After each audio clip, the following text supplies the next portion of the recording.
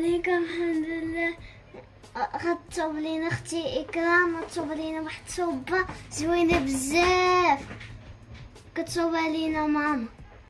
غادي نحتاجو هنا 3 الخيزوات مقطعين و350 غرام ديال القرعه و3 البطاطات ومطيشه وحده حيت لها ديك الزريعه. هنا بصله قطعتها وشويه الكرافس. انا في هاد الطنجره غادي ندير البصله، غادي نشحرها مع معلقه ديال الزيت العود.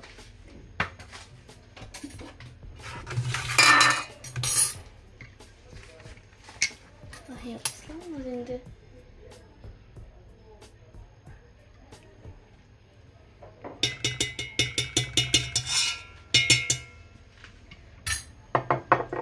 وغادي نمشي نشحرها. ها هي البصيله ديالي بعد ما شحرتها. غادي نزيد عليها هاد الكرافس والخضيره ديالي كلها.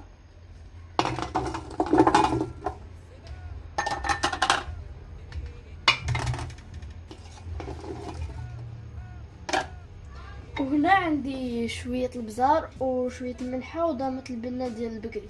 هنا اللي ما بغاش يدير ضامه البنه ديال البقري يكتفي غير بالملحه والبزار، وحتى اللي ما كياكلش البزار ولا شي حاجه ما يقدر ما يديرش البزار وحتى الملحه حتى هي. لحقاش ماما حتى هي بعد المرات ما كديرش لينا الملحه وكتجي بنينه.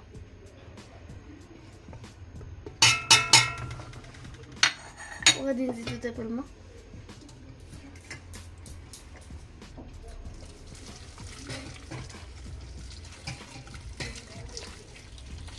هنا الماء طيب.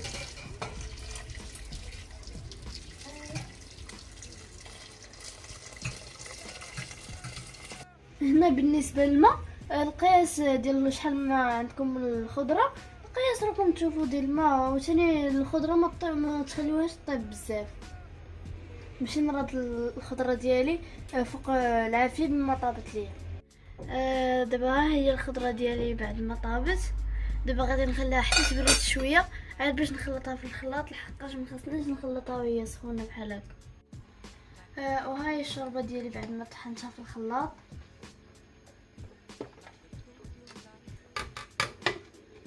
ودابا انا غادي نزيد لا كريم فريش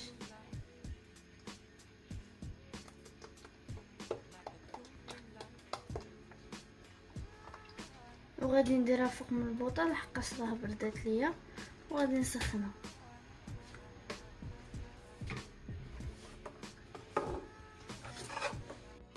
وهذه هي الشوربه ديالي بعد ما تبخت فيها ديك لا كريم فريش ديالها.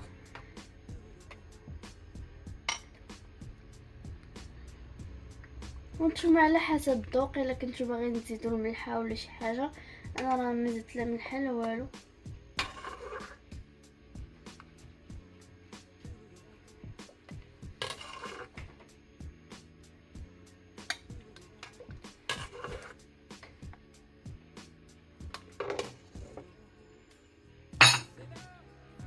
وعلى حسب التزيين تقدروا تزينوها باي حاجه.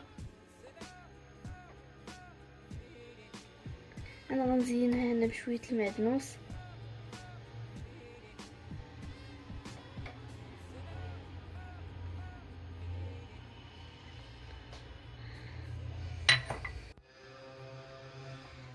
اختي اكرام عطيني شويه لا سوب، جاتني زوينه ولا؟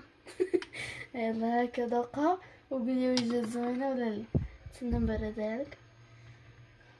شكرا لك. يلا كي جاتك؟ زوينه بزاف. ودير والله ما كانت زوينه.